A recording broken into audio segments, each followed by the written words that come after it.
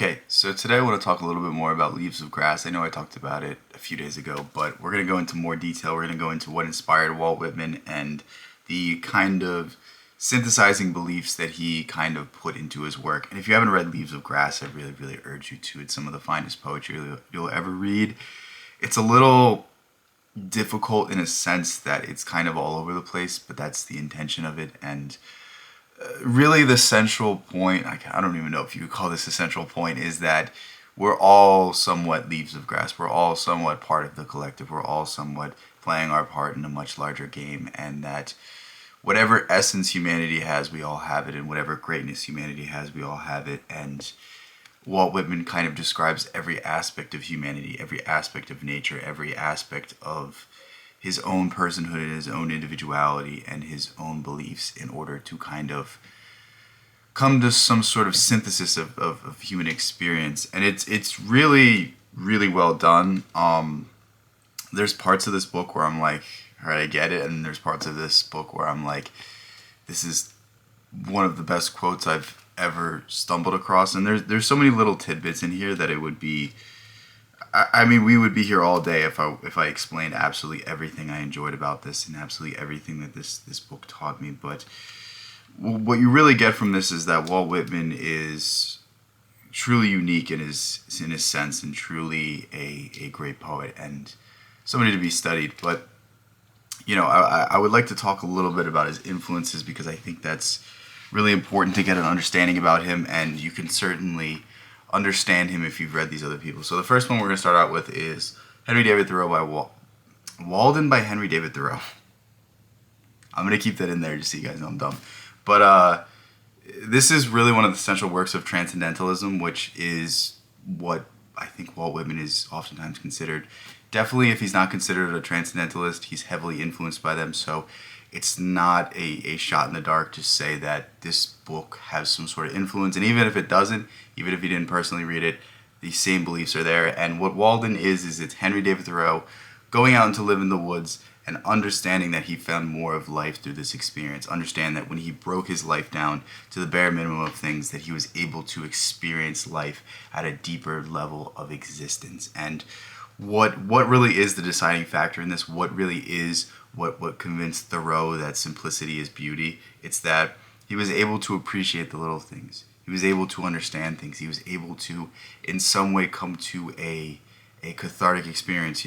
He had a certain amount of tools, and those tools allowed him to farm and allowed him to have food in the winter. And because of that, he was able to appreciate it. Whereas the more things you have, the more things that you can't really use, you can't really utilize. And because you're not relying on it, because you don't need that thing, it doesn't mean anything to you.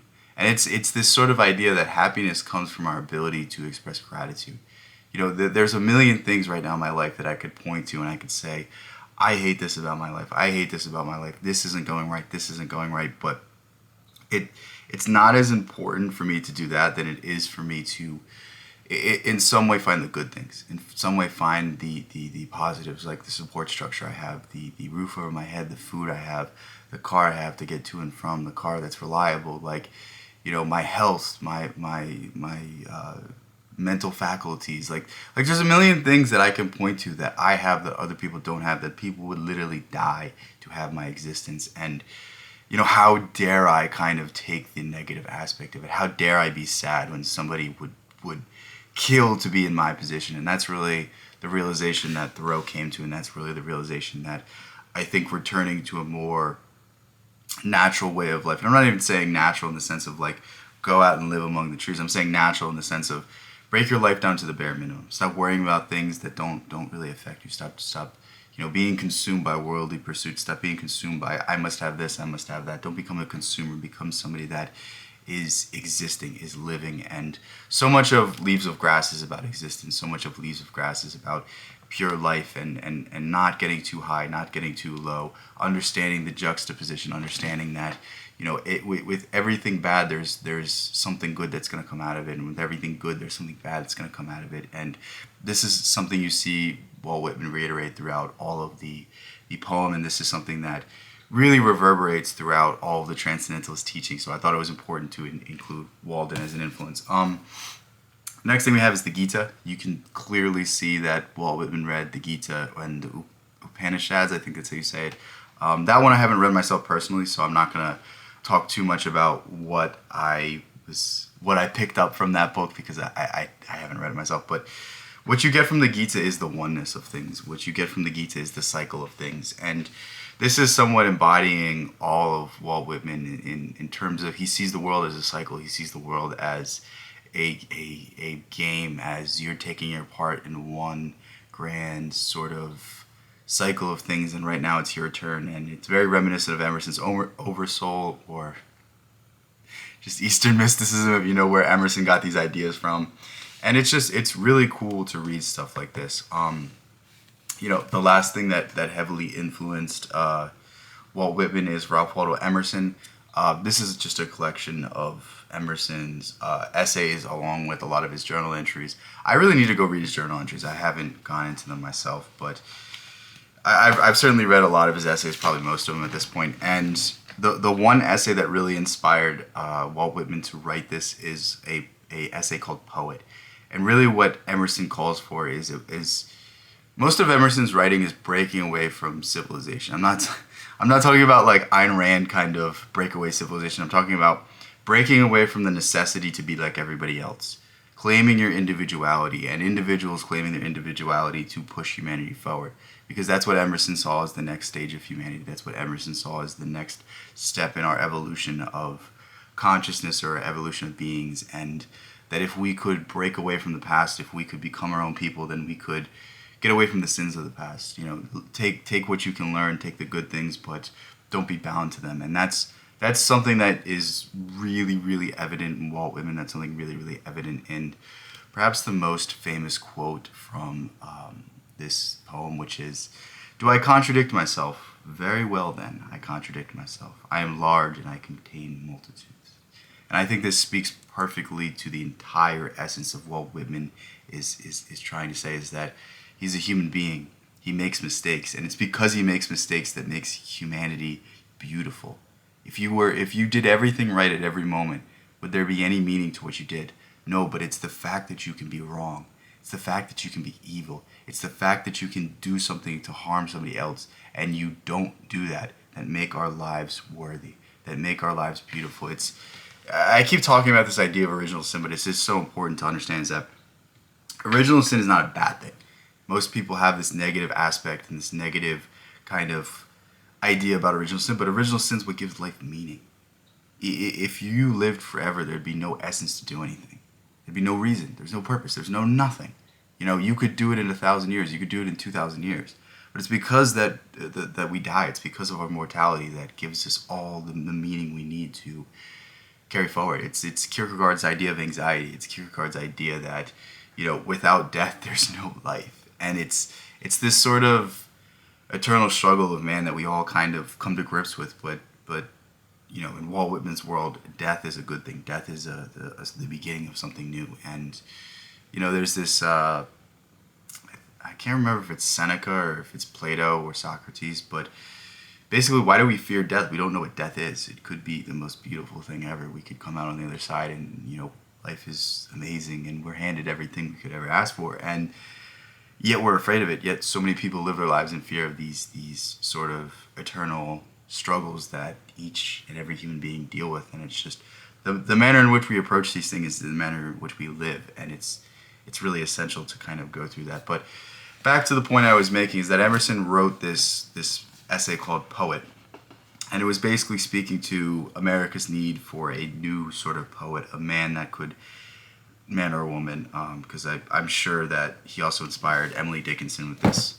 I don't know if that's actually clear, but I know Emerson definitely did inspire Emily Dickinson. I don't know if it's that specific essay, but basically Emerson was asking for a poet that embodied the perfect idealism that America was founded upon, and that is really what inspired Walt Whitman to write Leaves of Grass, and that's really what is compiled in this really fascinating work. And if you're new to poetry, I don't think it's anything that's going to be too difficult for you to read. The only difficult aspect is that it's all over the place. I don't think it's necessarily hard. I don't think the words are necessarily old archaic English that you can't understand. I think you can kind of force your way through it, but this is a book that's more of an experience than it is a book. And I think this is a living text, and I think this is a text that you reread and you will find something new. You keep growing with, you keep learning with, and it reads more like a journal entry, but it speaks to the soul, and it's something that I tried to pick up originally, and I just couldn't get into it at the time. But I'm really glad I picked it up again. I'm really glad I took the time to read through this and experience this, and it's one of my new favorite works of poetry. It's certainly up there. I don't know where I rank it, top 10, top 5 maybe. There's a lot of poetry, and it depends on the day what I'm interested in, but this is just something that's so unique and something that's so profound, and if you really give it the right attention, I think it has the potential to really redefine your soul, really redefine your heart. And it's one of those works that's more than reading a book. It's one of those works that is a pseudo spiritual experience, and really has a whole lot to offer. So go ahead, check out this book. If you've already checked out this book, I really urge you to pick up these other things as well.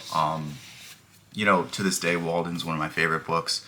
I think it's really essential to read if you are looking for something more in life. If you're constantly looking at your life and you're saying, why don't I have this? Why don't I have that? I think Walden's essential to read because it teaches you that less is more. That the less things you have, the less things that draw for your attention, the less things that you have to, justify in your own mind. And the more basic your life is, the more time you can give to the people you love, and the more time you can give to the things you love. And there's this kind of juxtaposition I think most people are coming to today, is that they know something's wrong, but then they become consumed by ideologies of this day, and I think they kind of lose their way, and I think they kind of wake up just to be reindoctrinated into something new. And I think that's one of the saddest things. And I think Walden really, really can break you out of these paradigms. I think Walden really can in some way bring you back to a more holistic way of living. And whether you like it or not, we are holistic people. We are spiritual people. We are somewhat people searching for a experience of the soul, not just of the mind or the body. So yeah, and the Gita is fascinating. It has a whole lot of, Eastern mysticism is really derived from a lot of the Gita, and you'll really learn a lot of stuff. It's done in the form of a poem.